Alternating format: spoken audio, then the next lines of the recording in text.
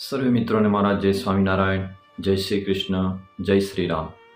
આજે આપણે વાત સમજીએ સંતોના 30 લક્ષણોની.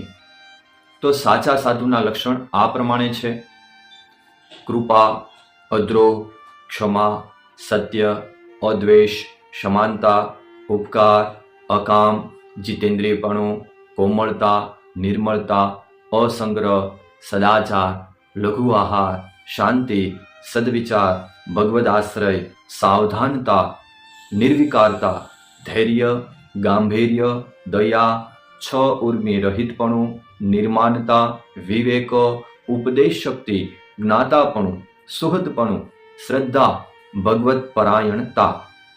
મિત્રો, આ 30 લક્ષણો યુક્ત એવા જે સાધુ હોય તો તેનો પૂરો સાધુ તમારે જાણવો, અને એટલા લક્ષણ ન હોય તો તેટલો ન્યૂન સમજવો.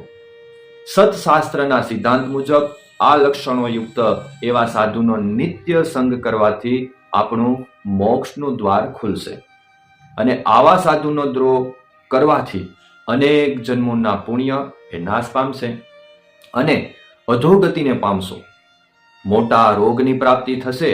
તે જીવ આ લોકમાં કે પરલોકમાં સુખને ક્યારેય પામશે નહીં, અને અંતે નરકના કુંડની પ્રાપ્તિ થશે. અસ્તુ. સર્વે મિત્રોને મારા વંદે માતરમ.